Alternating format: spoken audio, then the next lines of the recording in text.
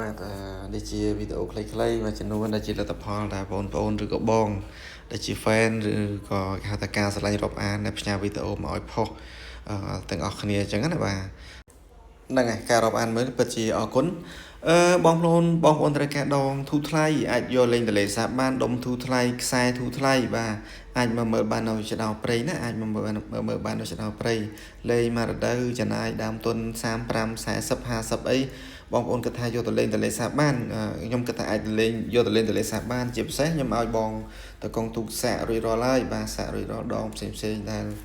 មានគុណភាពកដាលដែលមានគុណភាពល្មមតែយើងយកទៅលេងទលេសាបបាន